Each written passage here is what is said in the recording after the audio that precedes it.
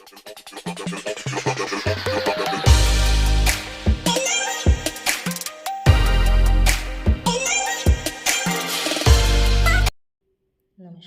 मेरे चैनल युग of authors में आप सभी का स्वागत है।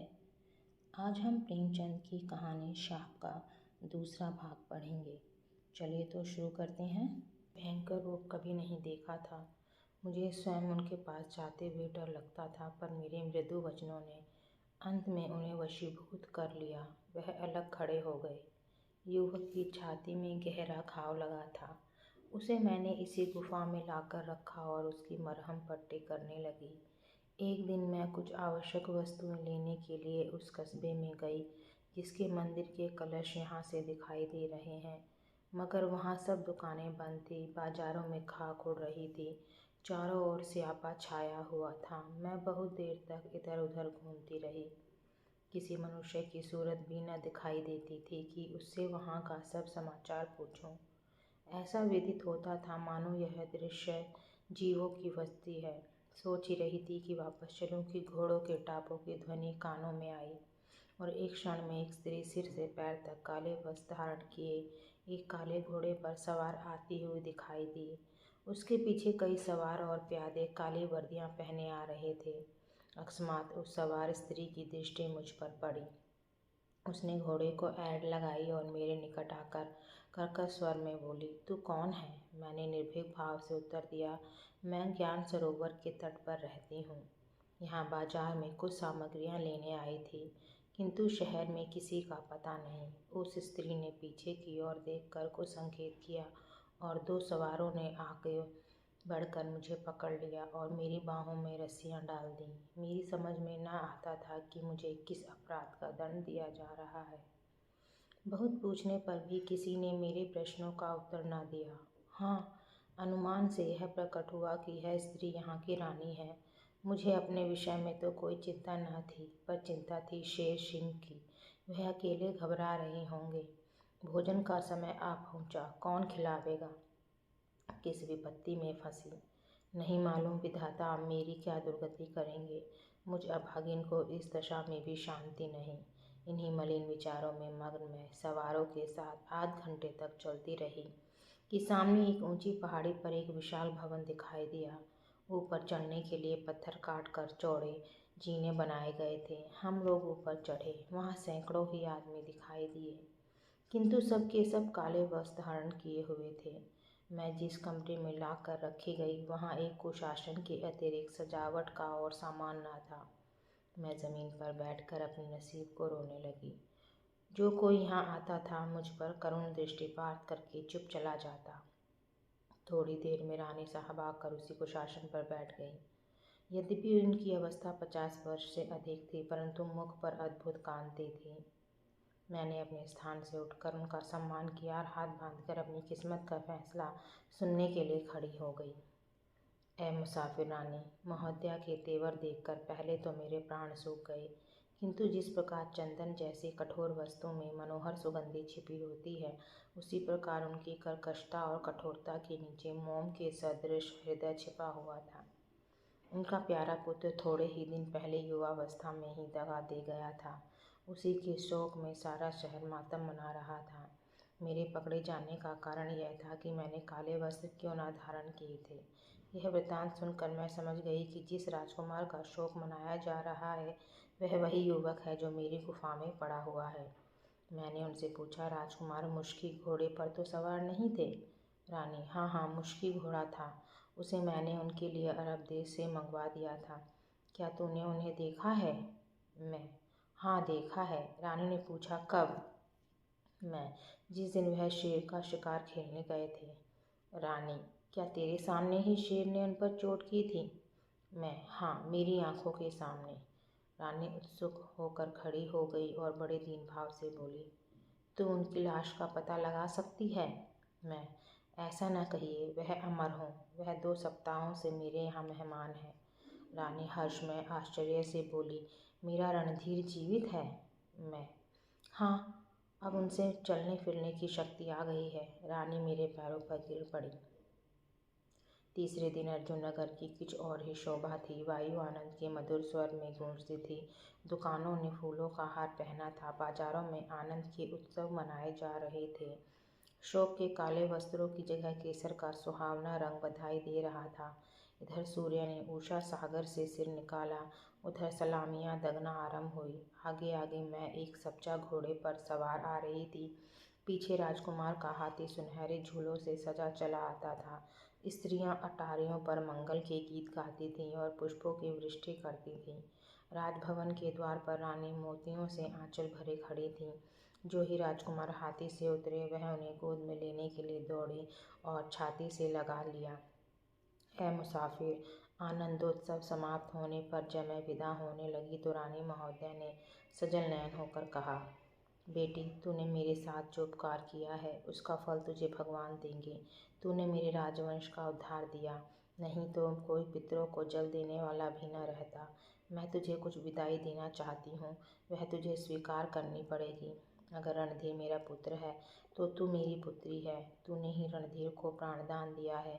तूने ही इस राज्य का पुनरुद्धार किया है, इसलिए इस माया बंधन से तेरा गला नहीं छूटेगा। मैं अर्जुन नगर का प्रांत उपहार स्वरूप तेरी भेंट करती हूँ।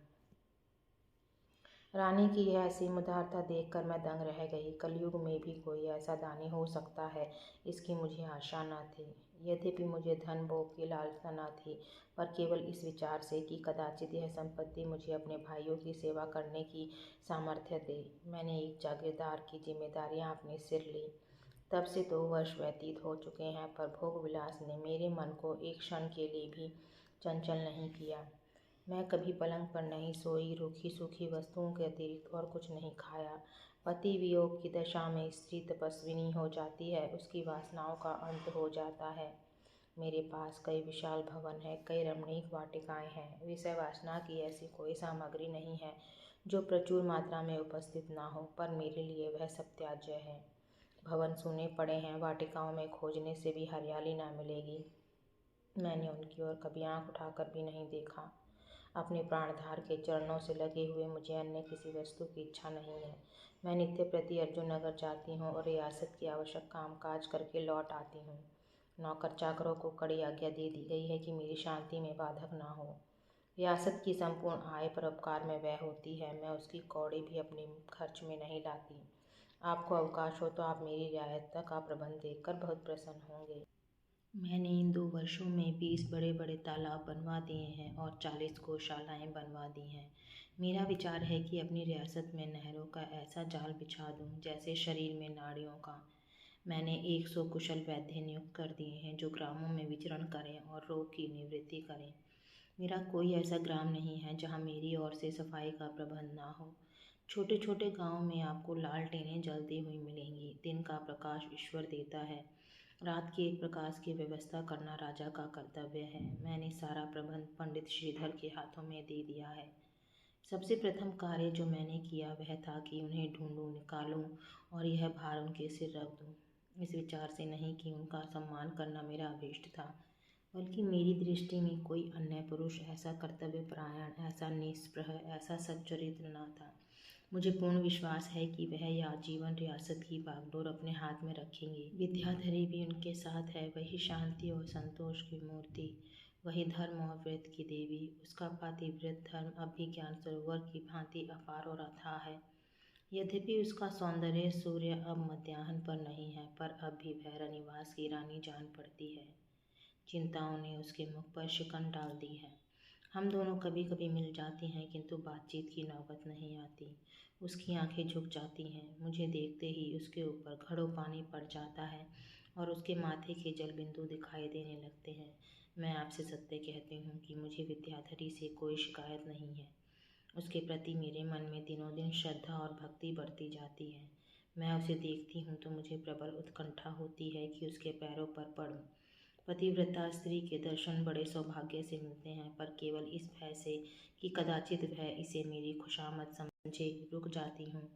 अब मेरी ईश्वर से यही प्रार्थना है कि अपने स्वामी के चरणों में पड़ी रहूं और जब तक इस संसार से प्रस्थान करने का समय आए तो मेरा मस्तक उनके चरणों पर हो और अंतिम जो शब्द मेरे मुंह से निकले वह यही कि ईश्वर दूसरे जन्म में भी इनकी चेरी बनाना। पाठक उस सुंदरी का जीवन वृत्तांत सुनकर मुझे जितना कुतूहल हुआ वह अकथनीय है। खेद है कि जिस जाति में ऐसी प्रतिभाशालिनी देवियां उत्पन्न हो उस पर पाश्चात्य की कल्पना विहीन, विश्वासहीन पुरुष उंगलियां उठाए। समस्त यूरोप में एक ऐसी सुंदरी ना होगी जिससे इसकी तुलना की जा सके। हमने स्त्री पुरुष के संबंध को सांसारिक संबंध समझ रखा है। उसका आध्यात्मिक रूप हमारे विचार से कोसों दूर है। यही कारण है कि हमारे देश में शताब्दियों की उन्नति के पश्चात भी पतिव्रत का ऐसा उज्ज्वल और अलौकिक उदाहरण नहीं मिल सकता। और दुर्भाग्य से हमारी सभ्यता ने ऐसा मार्ग ग्रहण किया है कि कदाचित दूर भविष्य में ऐसी देवियों के जन्म लेने की संभावना नहीं है। जर्मनी को यदि अपनी सेना पर, फ्रांस को अपनी विलासिता पर और इंग्लैंड को अपने वाणिज्य पर गर्व है तो भारतवर्ष को अपने पतिव्रत का घमंड है। क्या यूरोप निवासियों के लिए यह लज्जा की बात नहीं है कि होमर और वर्जिल, डेंटे और गैटे, शेक्सपियर और ह्यूगो जैसे उच्च कोटि के कवि एक भी सीता या सावित्री की रचना न कर सके? वास्तव में यूरोपीय समाज में ऐसे आदर्शों से वंचित है। मैंने दूसरे दिन ज्ञान सरोवर से बड़ी अनिच्छा के साथ विदा मांगी और यूरोप को चला। मेरे लौटने का समाचार पूर्व ही प्रकाशित हो चुका था। जब मेरा जहाज हैम्बर्ग के बंदरगाह पर पहुंचा तो सहर्षों नर नारी, सैकड़ों विद्वान और राज कर्मचारी मेरा अभिवादन करने के लिए खड़े थे। मुझे देखते ही तालियां बजने लगी, रुमाल और टोप हवा में उछलने लगे और वहां से मेरे घर तक जिस समारोह से जुलूस निकला उस पर किसी राष्ट्रपति को भी गर्व हो सकता है। संध्या समय मुझे केसर की मेज पर भोजन करने का सौभाग्य प्राप्त हुआ। कई दिनों तक अभिनंदन पत्रों का तांता लगा रहा और महीनों क्लब और यूनिवर्सिटी की फरमाइशों से दम मारने का अवकाश न मिला। यात्रा वृत्तांत देश के प्राय सभी पत्रों में छपा। अन्य देशों से भी बधाई के तार और पत्र मिले। फ्रांस और रूस आदि देशों की कितनी ही सभाओं ने मुझे व्याख्यान देने के लिए निमंत्रित किया। एक एक प्रवक्ता के लिए मुझे कई कई हजार पाउंड दिए जाते थे। कई विद्यालयों ने मुझे उपाधियां दी। जार ने अपना ऑटोग्राफ भेजकर सम्मानित किया, किंतु इन आदर सम्मान की आंधियों से मेरे चित्त को शांति न मिलती थी और ज्ञान सरोवर का सुरमय तट और वह गहरी गुफा और वह मृदुभाषिणी रमणी सदैव आंखों के सामने फिरती रहती।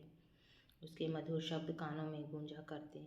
मैं थिएटरों में जाता और स्पेन और जॉर्जिया की सुंदरियों को देखता, किंतु हिमालय की अप्सरा मेरे ध्यान से न उतरती।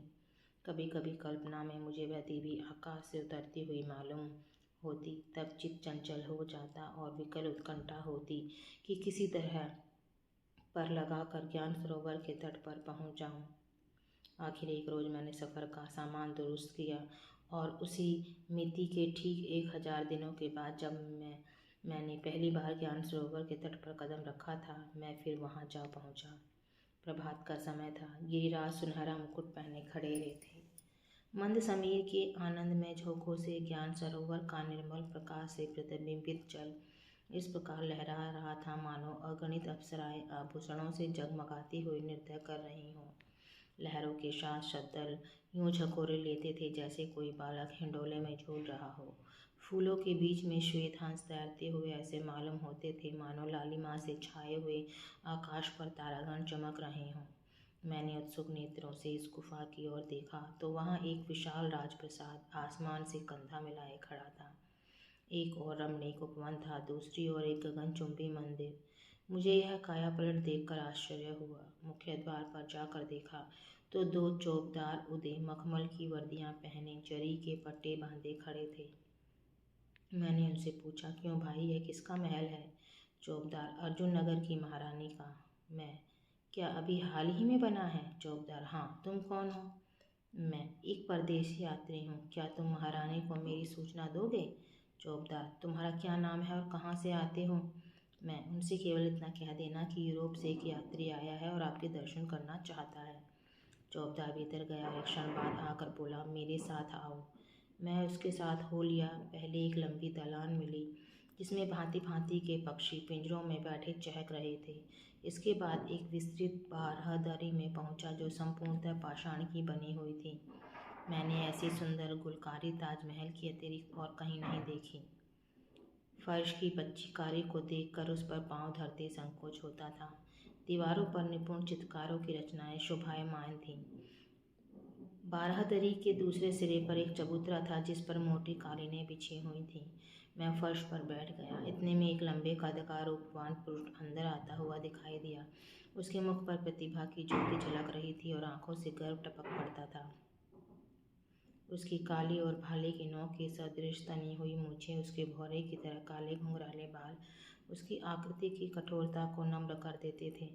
विनयपूर्ण वीरता का इससे सुंदर चित्र नहीं खींच सकता था। उसने मेरी ओर देखकर मुस्कुराते हुए कहा, आप मुझे पहचानते हैं? मैं अदब से खड़ा होकर बोला, मुझे आपसे परिचय का सौभाग्य नहीं प्राप्त हुआ। वह कालीन पर बैठ गया और बोला, मैं शेर सिंह हूँ। मैं अवाक रह गया। शेर सिंह ने फिर कहा, क्या आप प्रसन्न नहीं हैं कि आपने मुझे पिस्तौल का लक्ष्य नहीं बनाया? मैं तब पशु था, अब मनुष्य हूँ। मैंने कहा, आपको हृदय से धन्यवाद देता हूँ। यदि आज्ञा हो तो मैं आपसे एक प्रश्न करना चाहता हूँ। शेर सिंह ने मुस्कुराकर कहा, मैं समझ गया, पूछिए। मैं, जब आप समझ ही गए हैं तो पूछूं क्यों? शेर सिंह, संभव है मेरा अनुमान ठीक ना हो। मैं, मुझे भय है कि उस प्रश्न से आपको दुख ना हो। शेर सिंह, कम से कम आपको मुझसे ऐसी शंका ना करनी चाहिए। मैं, विद्याधरी के भ्रम में कुछ सार था? शेर सिंह ने सिर झुकाकर देर में उत्तर दिया, जी हाँ था। जिस वक्त मैंने उसकी कलाई पकड़ी थी उस समय आवेश से मेरा एक ही अंग कांप रहा था। मैं विद्याधरी के उस अनुग्रह को मरणोपरांत न भूलूंगा। मगर इतना प्रायश्चित करने पर भी मुझे अपने गलाने से निवृत्ति न हुई। संसार की कोई वस्तु स्थिर नहीं, किंतु पाप की कालिमा अमर और अमिट है। यश और कीर्ति कालांतर में मिट जाती है, किंतु पाप का धब्बा नहीं मिटता। मेरा विचार है कि ईश्वर भी दाग को नहीं मिटा सकता। कोई तपस्या, कोई दंड, कोई प्रायश्चित इस कालिमा को नहीं धो सकता। पतिद्वार की कथाएं और तौबे या कन्फेक्शन करके पाप से मुक्त हो जाने की बातें, यह सब संसार लिप्सी पाखंडी धर्मावलंबियों की कल्पनाएं हैं। हम दोनों यही बातें कर रहे थे कि रानी प्रेमवदा सामने आकर खड़ी हो गई। मुझे आज अनुभव हुआ, जो बहुत दिनों से पुस्तकों में पढ़ा करता था, कि सौंदर्य में प्रकाश होता है। आज इसकी सत्यता मैंने अपनी आंखों से देखी। मैंने जब उन्हें पहले देखा था तो निश्चय किया था कि यह ईश्वरीय कला नैपुण्य की पराकाष्ठा है, परंतु अब जब मैंने उन्हें दोबारा देखा तो ज्ञात हुआ कि वह इस असल की नकल थी। प्रेमवदा ने मुस्कुराकर कहा, मुसाफिर, तुझे स्वदेश में भी कभी हम लोगों की याद आई थी? अगर मैं चित्रकार होता तो उसके मधु हास्य को चित्रित करके प्राचीन गुणियों को चकित कर देता। उसके मुंह से यह प्रश्न सुनने के लिए तैयार न था। यदि इसी भांति मैं उसका उत्तर देता तो शायद वह मेरी धृष्टता होती और शेर सिंह के तेवर बदल जाते।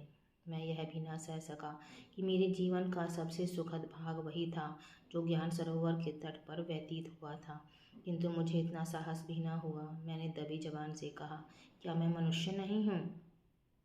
3 दिन बीत गए। इन्हीं 3 दिनों में खूब मालूम हो गया कि पूर्व को आतिथ्य सेवी क्यों कहते हैं।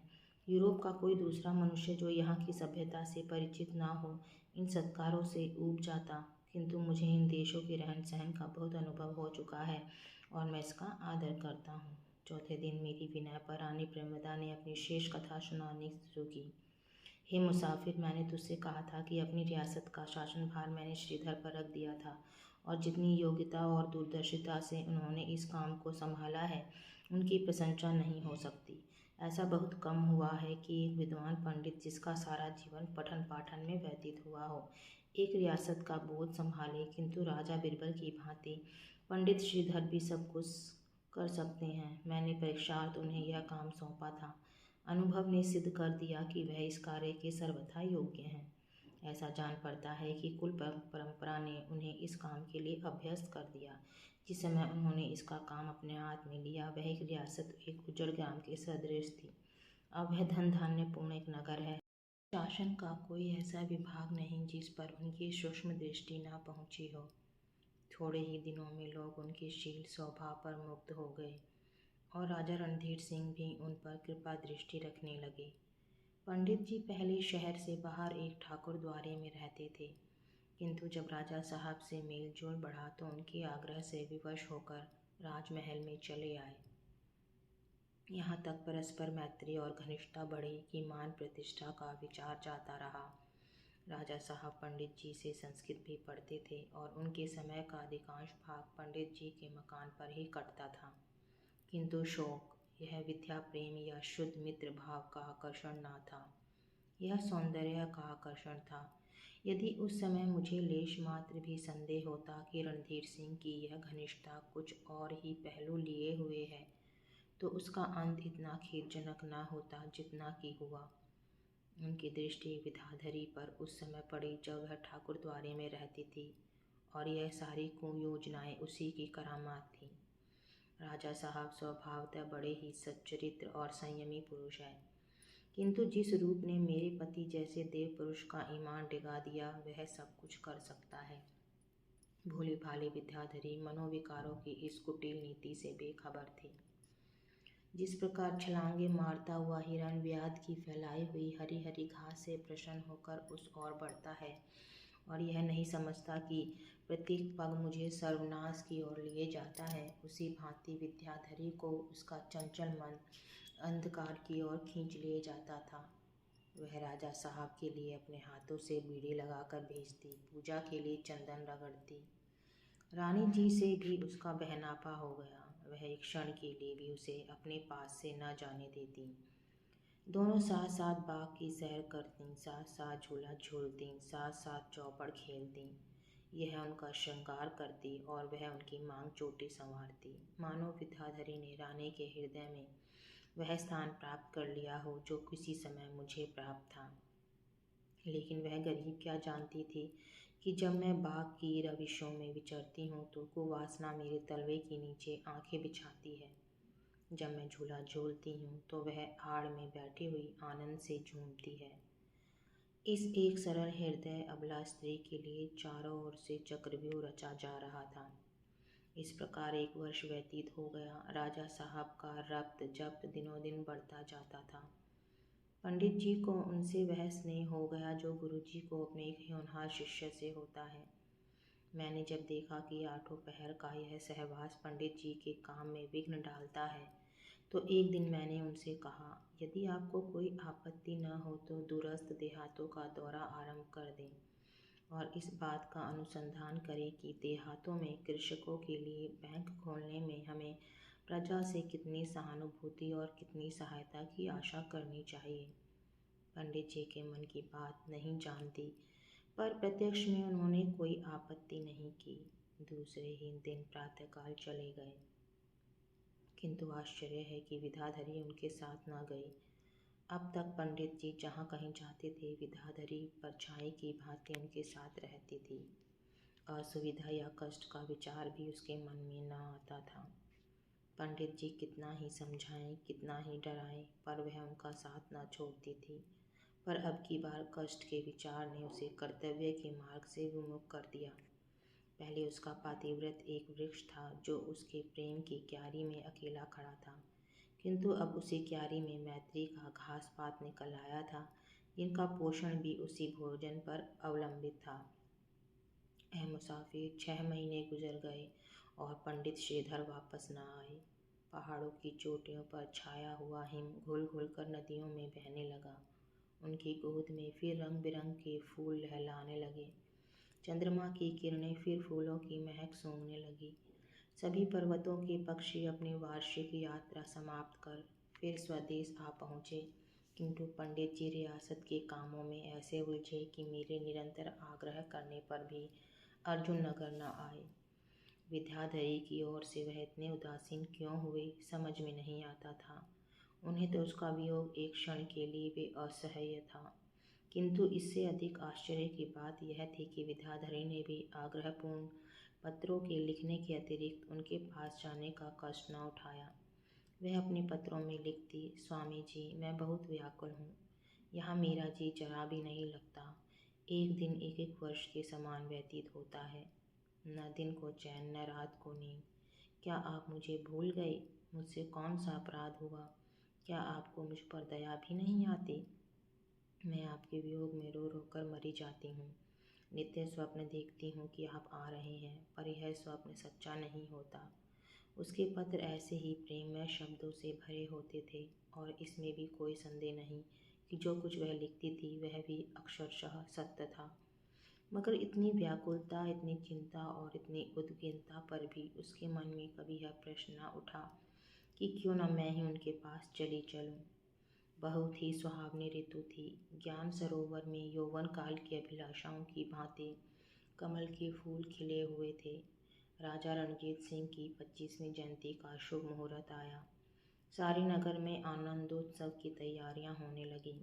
गृहिणियां कोरे कोरे दीपक पानी में भिगोने लगीं कि वह अधिक तेल ना सोख जाएं।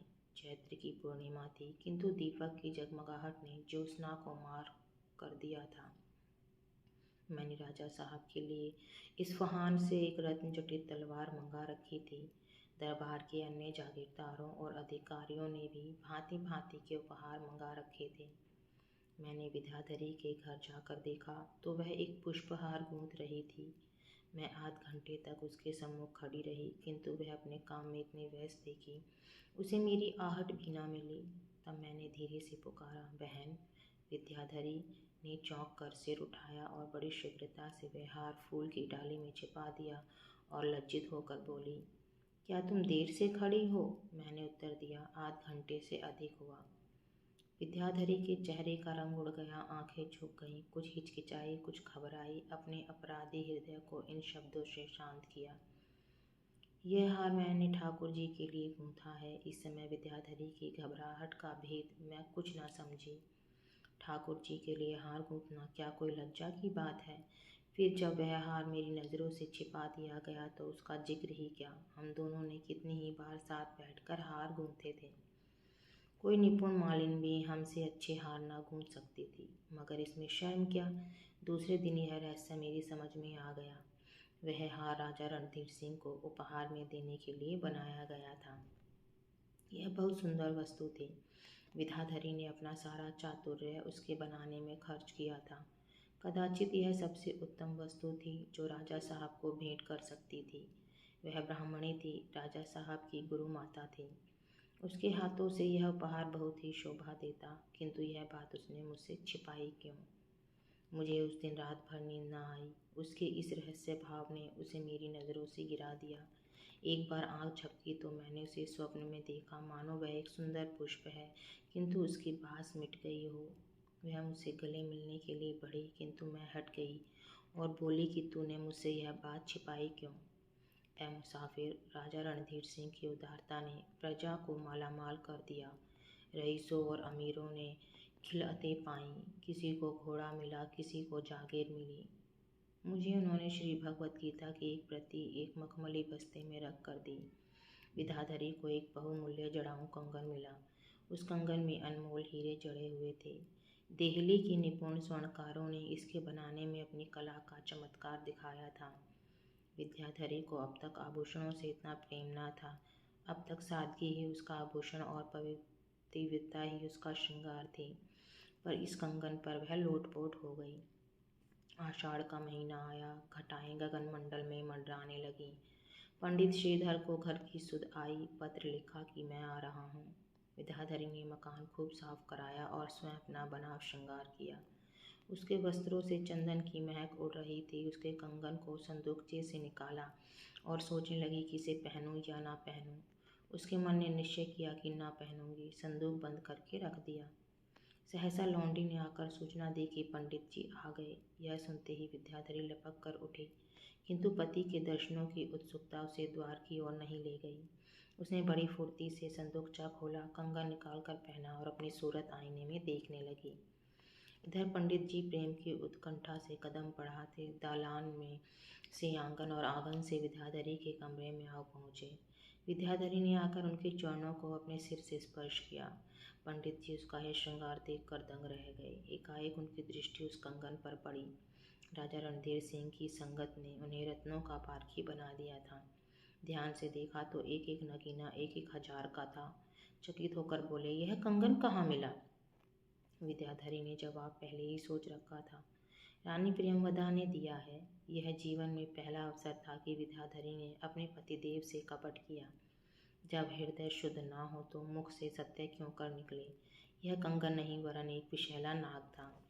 1 सप्ताह गुजर गया। विद्याधरी के चित्त की शांति और प्रसन्नता लुप्त हो गई थी।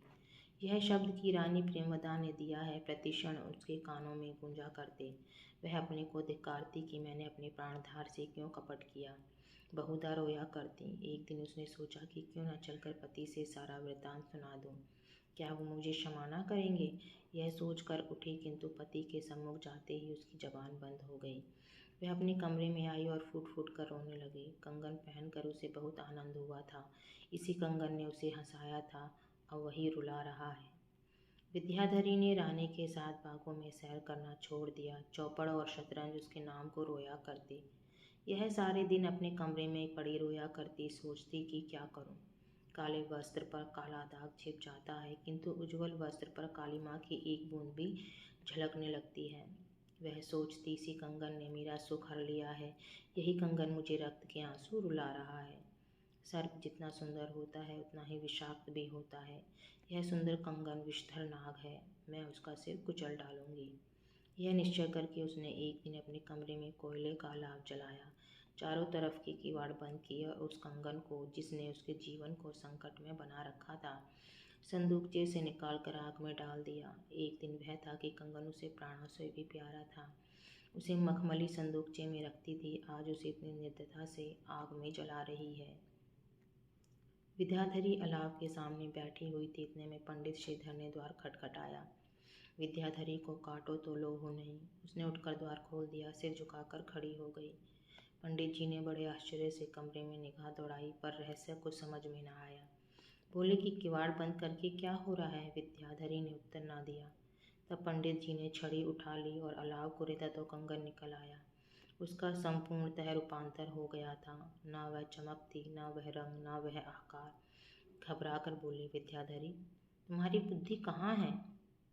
विद्याधरी भ्रष्ट हो गई है।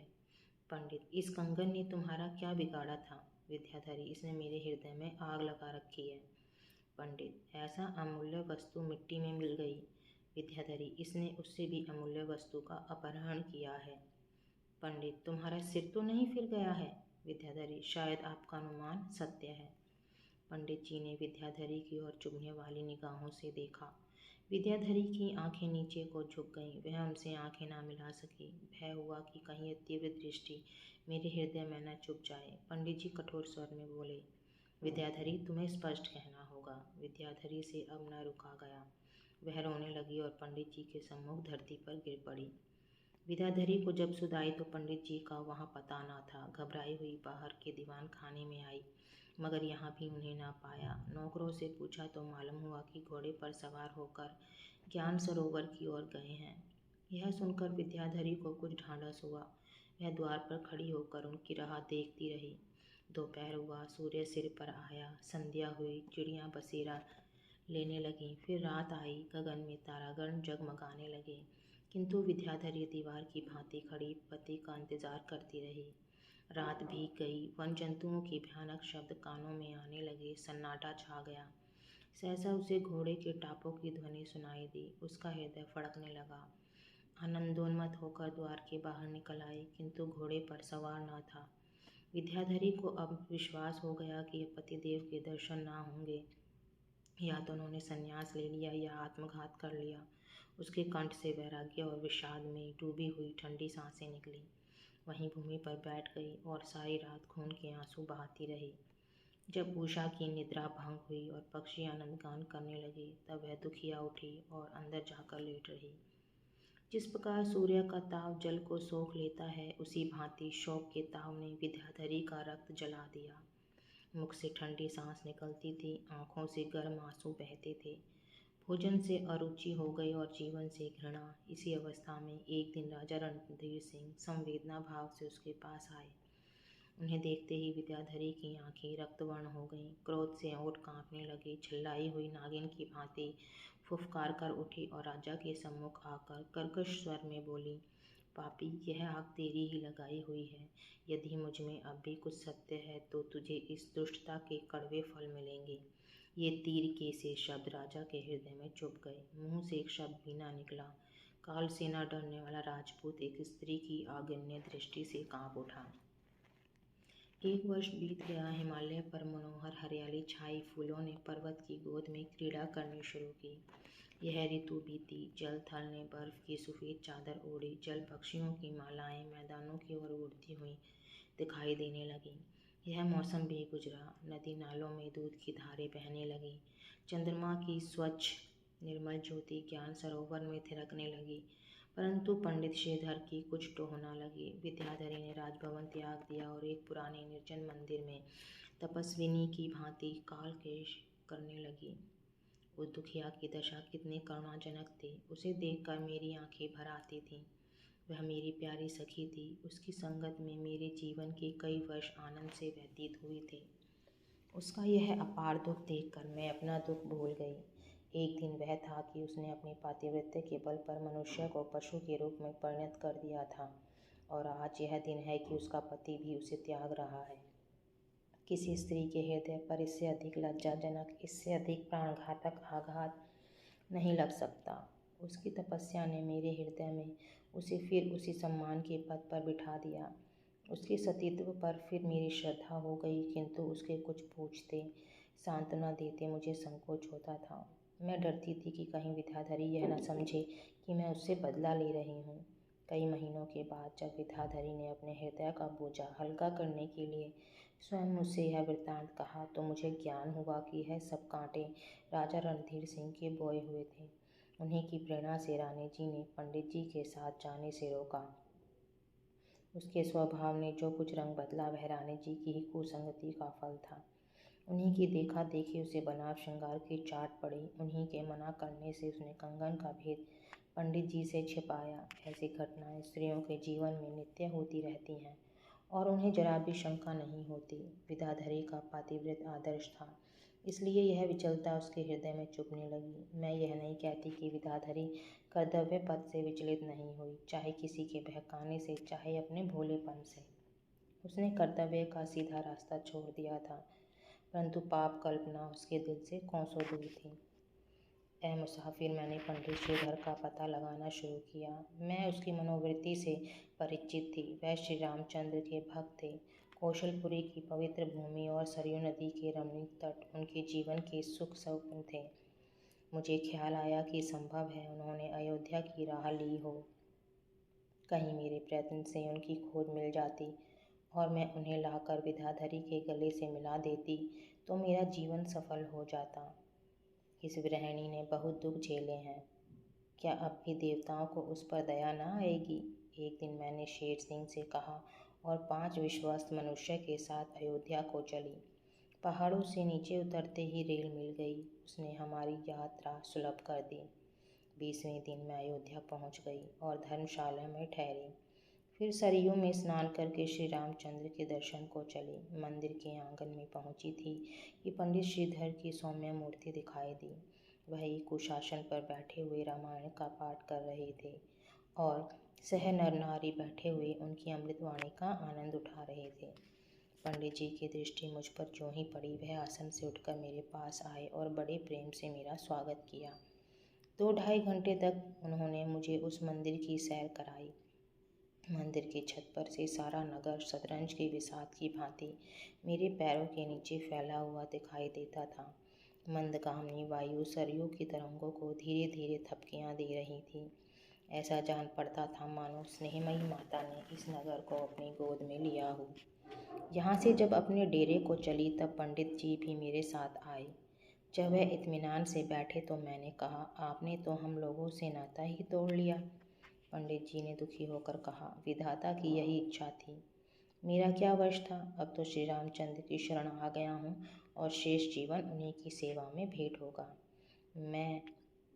आप तो श्री राम की शरण में आ गए, उस अबला विद्याधरी को किसकी शरण में छोड़ दिया है? पंडित, आपके मुख से शब्द शोभा नहीं देते।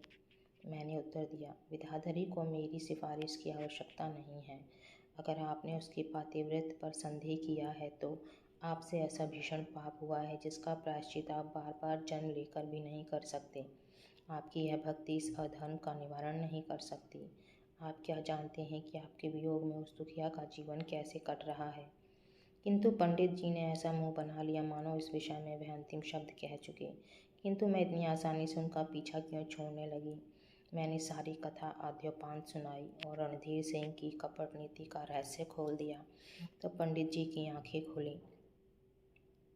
मैं वाणी में कुशल नहीं हूँ, किंतु उस समय सत्य और न्याय के पक्ष ने मेरे शब्दों को बहुत ही प्रभावशाली बना दिया था। ऐसा जान पड़ता था मानो मेरी जिह्वा पर सरस्वती विराजमान हो। अब वह बातें याद आती हैं तो मुझे स्वयं आश्चर्य होता है। आखिर विजय मेरे ही साथ रही। पंडित जी मेरे साथ चलने पर उद्यत हो गए। यहाँ आकर मैंने शेर सिंह को यहीं छोड़ा और पंडित जी के साथ अर्जुन नगर को चली। हम दोनों अपने विचारों में मग्न थे। पंडित जी की गर्दन शर्म से झुकी हुई थी, क्योंकि अब उनकी हैसियत रूठने वालों की भांति नहीं बल्कि मनाने वालों की तरह थी। आज प्रणय के सुख हुए धान में फिर पानी पड़ेगा, प्रेम की सूखी हुई नदी फिर उमड़ेगी। जब हम विद्याधरी के द्वार पर पहुँचे तो दिन चढ़ आया था। पंडित जी बाहर ही रुक गए थे। मैंने भीतर जाकर देखा तो विद्याधरी पूजा पर थी, किंतु यह किसी देवता की पूजा न थी। देवता के स्थान पर पंडित जी की खड़ाऊ रखी हुई थी। पातिव्रत का यह अलौकिक दृश्य देखकर मेरा हृदय पुलकित हो गया। मैंने दौड़कर विद्याधरी के चरणों पर सिर झुका दिया। उसका शरीर सूख कर कांटा हो गया था और शोक ने कमर झुका दी थी। विद्याधरी ने मुझे उठाकर छाती से लगा लिया और बोली, बहन मुझे लज्जित ना करो, खूब आई, बहुत दिनों से जी तुम्हें देखने को तरस रहा था। मैंने उत्तर दिया, जरा अयोध्या चली गई थी। जब हम दोनों अपने देश में थी तो तब मैं कहीं जाती तो विद्याधरी के लिए कोई ना कोई उपहार अवश्य लाती। उसे वह बात याद आ गई। सजल नयन होकर बोली, मेरे लिए कुछ लाई? मैं, एक बहुत अच्छी वस्तु लाई हूँ। विद्याधरी, क्या है देखूं? मैं, पहले बूझ जाओ। विद्याधरी, सुहाग की पिटारी होगी। मैं, नहीं, उससे अच्छी। विद्याधर, ठाकुर जी की मूर्ति। मैं, नहीं, उससे भी अच्छी। विद्याधर, मेरे प्राणधार का कोई समाचार? मैं, उससे भी अच्छी। विद्याधरी प्रबल आवेश से व्याकुल होकर उठी कि द्वार पर जाकर पति का स्वागत करे, किंतु निर्बलता ने मन की अभिलाषा न निकलने दी। 3 बार संभली और 3 बार गिरी, तब मैंने उसका सिर अपनी गोद में रख लिया और आंचल से हवा करने लगी। उसका हृदय बड़े वेग से धड़क रहा था और पति दर्शन का आनंद आंखों से आंसू बनकर निकलता था। जब जरा चित्त सावधान हुआ तो उसने कहा, उन्हें बुला लो, उनका दर्शन मुझे रामबाण हो जाएगा। ऐसा ही हुआ। ज्यों ही पंडित जी अंदर आए, विद्याधरी उठकर उनके पैरों से लिपट गई। देवी ने बहुत दिनों के बाद पति के दर्शन पाए हैं। अश्रुधारा से उनके पैर पखार रही हैं। मैंने वहाँ ठहरना उचित न समझा। इन दोनों प्राणियों के हृदय में कितनी ही बातें आ रही होंगी। दोनों क्या क्या कहना और क्या क्या सुनना चाहते होंगे। इस विचार से मैं उठ खड़ी हुई और बोली, बहन अब मैं जाती हूँ, शाम को फिर आऊँगी। विद्याधरी ने मेरी ओर आंखें उठाई। पुतलियों के स्थान पर हृदय रखा हुआ था। दोनों आंखें आकाश की ओर उठाकर बोली, ईश्वर तुम्हें इस यश का फल दे। ऐ मुसाफिर, मैंने 2 बार पंडित श्रीधर को मौत के मुंह से बचाया था, किंतु आज का सा आनंद कभी न प्राप्त हुआ था। जब मैं ज्ञान सरोवर पर पहुंची तो दोपहर हो आई थी। विद्याधरी की शुभकामना मुझसे पहले ही पहुंच चुकी थी। मैंने देखा कि कोई पुरुष गुफा से निकलकर ज्ञान सरोवर की ओर चला जाता है। मुझे आश्चर्य हुआ कि इस समय यहाँ कौन आया, लेकिन जब समीप आ गया तो मेरे हृदय में ऐसी तरंगें उठने लगी मानो छाती से बाहर निकल पड़ेगा। यह मेरे प्राणेश्वर, मेरे पतिदेव थे। मैं चरणों पर गिरना ही चाहती थी कि उनका कर पाश मेरे गले में पड़ गया। पूरे 10 वर्षों के बाद आज मुझे यह शुभ दिन देखना नसीब हुआ। मुझे उस समय ऐसा जान पड़ता था कि ज्ञान सरोवर के कमल मेरे लिए ही खिले हैं। गिरिराज ने मेरे लिए फूल की शैया दी है। हवा मेरे लिए झूमती हुई आ रही है। 10 वर्षों के बाद मेरा उजड़ा हुआ घर बसा गए। मेरे आनंद का अनुमान कौन कर सकता है? मेरे पति ने प्रेम करुणा भरी आंखों से देखकर कहा, प्रेमवदा। दोस्तों, आप सबको ये कहानी कैसी लगी? कमेंट बॉक्स में ज़रूर लिखना। धन्यवाद।